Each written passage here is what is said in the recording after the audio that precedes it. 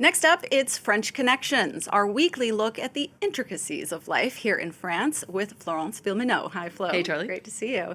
This week, we're getting festive with a look at Carnival. Now, people tend to associate Carnival with warmer places, such as Rio de Janeiro in Brazil or even Venice in Italy. But it turns out that France has quite a big celebration right here. It sure does, and it's quite surprising because usually you associate Carnival with places that are not France, right? But they tend to be quite ubiquitous in mainland France. For instance, some of them are world famous, like the Carnival in Granville that you can see right here. This is in Normandy. It actually has UNESCO World Heritage status. Now, like in other parts of the world, Carnival started out as a pagan celebration to drive away winter with noise and light and usher in spring. And historically, it was a moment of debauchery and release before a period of fasting when food ran out or went bad at the end of the winter. And this is actually suggested in the etymology of the word carnival. Can you explain that? It sure is, because the word for carnival in French is carnaval.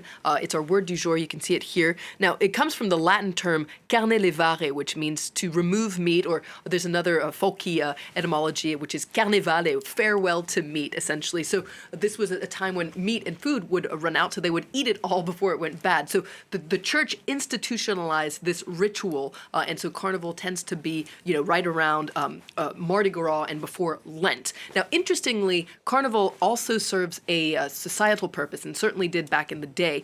People were allowed to go crazy and break the rules and criticize leaders. It was a moment of collective folly, but just for Carnival. Everything had to go back to normal right afterwards for another cycle. I did not know that about farewell to meat. Very interesting fact. Thank you. Okay, so Carnival is celebrated all over France, but there are some that stick out more than others. There certainly are. For instance, you have the Carnival in Nice, which is the oldest. It dates back to 1294. So if Rio had a Riviera cousin, it would be here.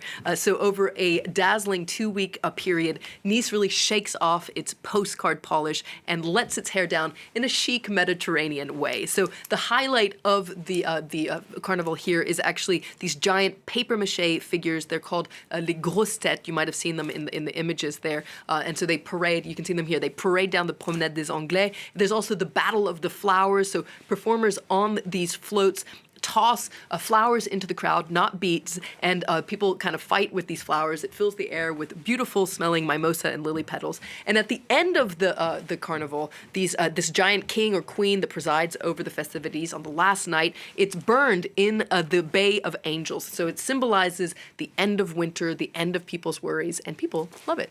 Super, c'est génial, il y a beaucoup d'ambiance, beaucoup d'animation et ça plaît aux enfants. Ça sort les gens de chez eux et puis ça amène de la joie à tout le monde. Un bon mixage de population, un bon mixage de bonne volonté, de bonne humeur, que du bonheur. C'est juste un tableau d'humanité et de chaleur. C'est génial, c'est pas mon premier, ce sera clairement pas mon dernier, c'est trop bien le carnaval. Okay, Flo, so that's how they do it down in the south. But from what I hear, if you want the real debauchery, you got to head up north. That's right. You got to go to Dunkirk, which is near the border with Belgium. So Dunkirk is a small coastal town. You probably have heard of it because of its port. Now, every year from January to March, Dunkirk loses its mind. You can see it here. It explodes into organized chaos. These parties called les bandes, the bands. And so it's insane. I mean, just looking at these images, you can feel the beer kind of soaking into you. You get sweaty. So you can see there's kind of a dress code of sorts, wigs, umbrellas, anything colorful, anything to kind of blend into the crowd, because everyone has to be crazy equally. And it's quite physical too, people packed tightly together, swaying and bouncing to traditional songs. These are traditions that are handed down for generations. Un, deux. Moi j'aime bien le carnaval, c'est ambiançant. J'aime bien parce qu'on doit se déguiser, on doit se maquiller.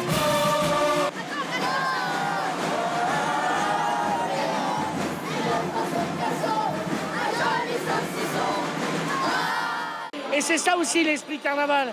C'est que tu sois médecin, avocat, ouvrier, sidérurgiste, plaquiste, touriste, eh ben t'es là. They do not let the weather hold them down either. Slightly different from down in Nice. So they've got some pretty wacky traditions there, it looks like, and some that you say might have us raising our eyebrows a little. Absolutely. The highlight of the festival in Dunkirk is when the mayor comes out on the balcony in front of City Hall and throws 500 kilos of herrings into the crowd below. So these are not fake herrings. These are real fish. So this might seem absurd, but it's actually a nod to the origin of the carnival in Dunkirk. It dates back to the 17th century. So fishermen there would leave on months-long cod expeditions in Iceland, and before they would leave, they would throw them this huge party. So that's one of those crazy traditions. And there's another one in Dunkirk, which is the annual seagull cry competition. The name says it all.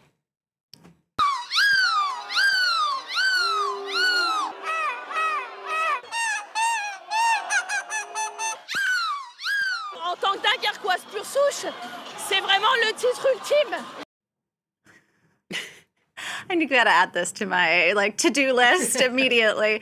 Okay, but say that I'm not looking to hear seagull cries and have fish thrown at me. Where else could I head for a real Carnival experience? Well, you can go back to the south, this time towards the border with Italy to Menton. It has an annual citrus celebration, so this is much more tame, as you can see. So this is technically a lemon festival, but it's unmistakably carnival in spirit. So you have these citrus-covered floats, etc. Why is Menton so famous for its lemons? Well, it's because of its microclimate. It's protected by the mountains and warmed by the sea, and so it produces lemons that apparently are like none other. They're sweet and perfect. Now, this festival was actually born in the 1930s to help save the lemon trade because there had been a whole series of bad crops, and so this festival was born. So if you don't want to smell like beer and you want to smell something nice, you can definitely go to Menton. It's worth noting, though, that today we focused on mainland France, but there are also all sorts of carnival celebrations in the overseas regions, in the Caribbean, in South America, and in the Indian Ocean. And here it's not just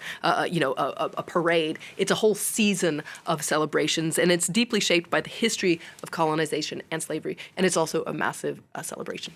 All right, Florence Villeminot, always bringing us the best and most interesting tidbits from French culture and life. Thanks so much. That's all we have time for today's show, but be sure to check out all the previous episodes of French Connections on our website. That's France24.com.